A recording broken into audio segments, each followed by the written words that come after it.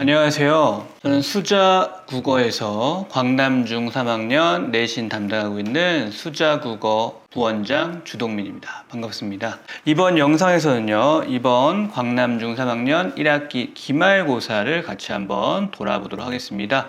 그래서 기말고사, 총평 이런 순서로 말씀드릴게요. 첫 번째 기말고사의 개요 간단하게 설명드리고요. 이번 광남중 3학년 기말고사 출제 특징, 경향 한번 살펴보겠습니다. 그 다음 기말고사에서 학생들이 좀 기억해둬야 할, 좀 새겨둬야 될 교훈이 있다면 무엇이 있었을까? 요거 설명을 드리고요. 그리고 앞으로 학생들이 이제 계속 국어 공부해야 될 텐데 어떤 방향으로 국어 공부를 해야 할지 알려드리도록 하겠습니다. 그리고 지금 이 순간 수자 국어에서 학생들과 어떤 공부하고 있는지까지 간략하게 설명드리도록 하겠습니다. 이번 1학기 기말고사 개요는요, 일단 시험 범위 살펴보시면 문학과 비문학 그리고 독서 퀴즈, 허생전이란 작품 바탕으로 독서 퀴즈까지 이렇게 시험 범위가 구성이 되었습니다. 문학 단원 같은 경우에는 시조부터 현대소설, 현대시까지 포함이 되었었고요. 비문학 같은 경우에는 이제 논설문, 논증과 관련된 논설문 이런 글들이 포함되었습니다.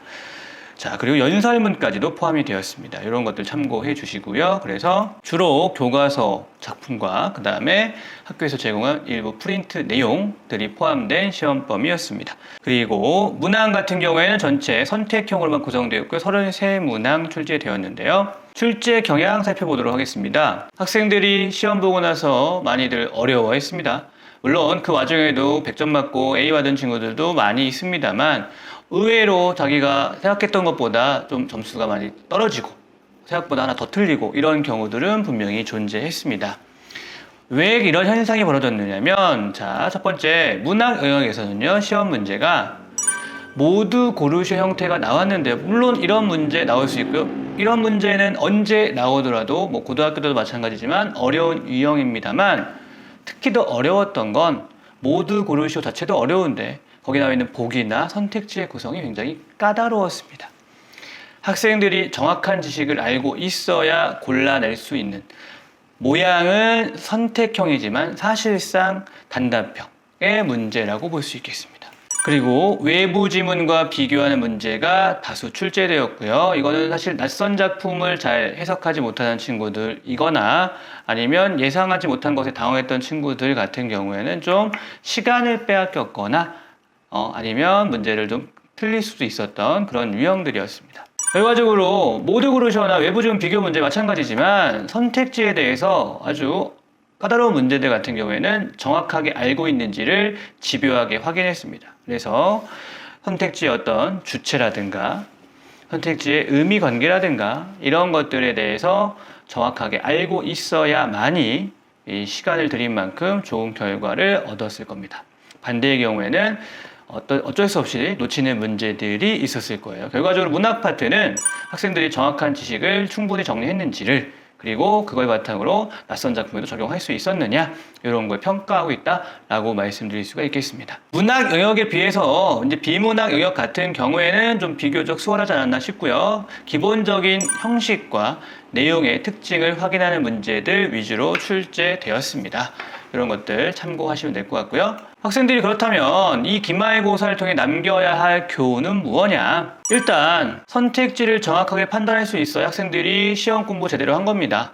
그게 진짜라고 할 수 있겠죠. 그렇다면 어떻게 하는 것이 선택지를 정확히 판단할 수 있는 것이냐? 기본 개념을 단순히 암기하는 것이 아니라 왜 이 작품에 이런 설명이 들어가는지를 이해하셔야 됩니다. 그리고 그걸 바탕으로 조금 변형된 설명도 판단할 수 있어야 됩니다.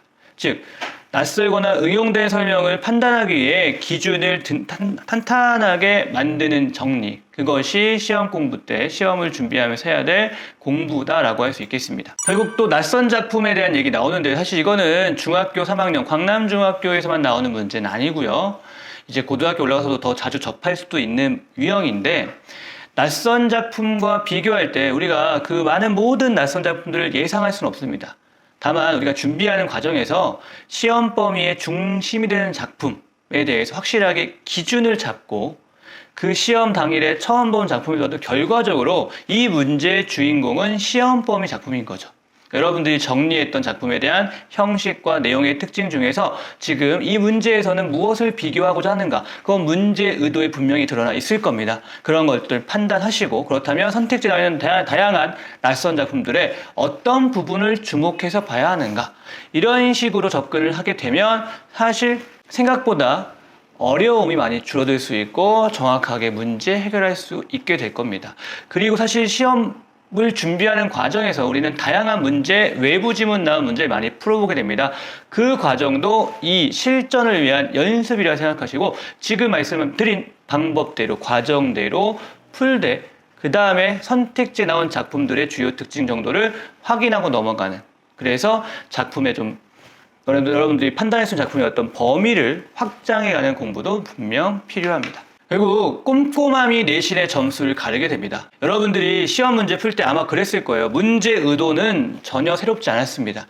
우리가 시험 준비하는 과정에서 굉장히 많이 봤던 유형들을 그대로 묻고 있습니다. 다만 앞서 말씀드린 바와 같이 보기라든가 선택지 구성이 좀 낯설거나 꼬여 있었어요. 근데 여러분들이 문제 의도에 익숙함만 보고 섣불리 덤벼서 판단했다면 결과를 그르친 경우가 많이 있을 거예요. 이때 필요한 게 꼼꼼함이죠. 그 꼼꼼함이라는 건 결국 여러분들이 시험 준비 과정에서 시험 범위를 여러 번 반복했다고 해서 그게 꼼꼼함을 보증해 주진 않습니다.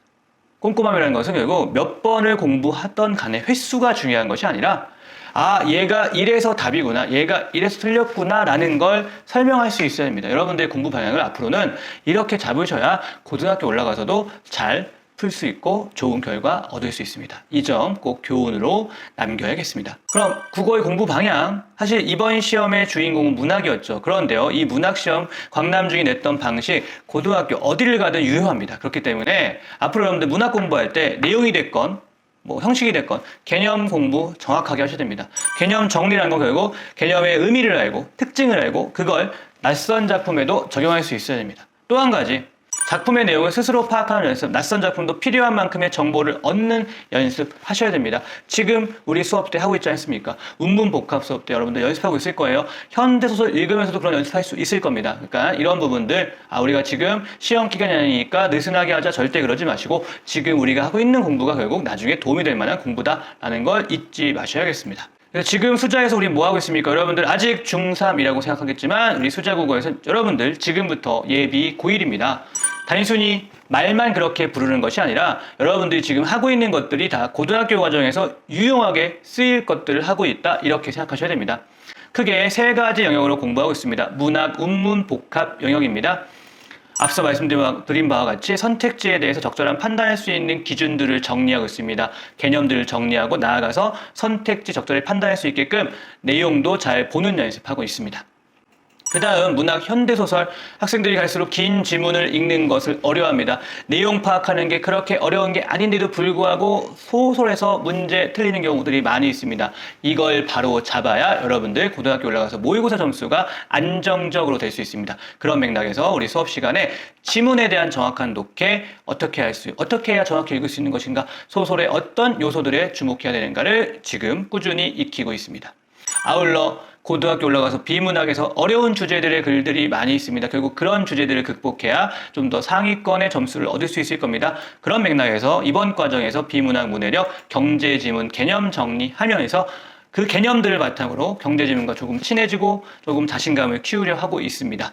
여러분들 꾸준히 잘 따라오시면 분명히 시작 때보다 하나 둘씩 얻어가는 게 있을 겁니다. 그거 꾸준하게 가져가시고 끝내 비범해질 수 있도록 하셔야겠습니다. 자, 수자국어에서 어떻게 공부하는지 궁금하신 분들, 재연생이 아니고 지금 여기서 어떻게 수업하는지 알아보시는 분들은 이 영상 화면 보이시죠? 학원 번호입니다. 여러분들 궁금하신 거 있으시면 전화 주시면 저희가 친절하게 상담해 드리도록 하겠습니다. 여러분 이번 영상 여기서 마치도록 하겠습니다. 감사합니다.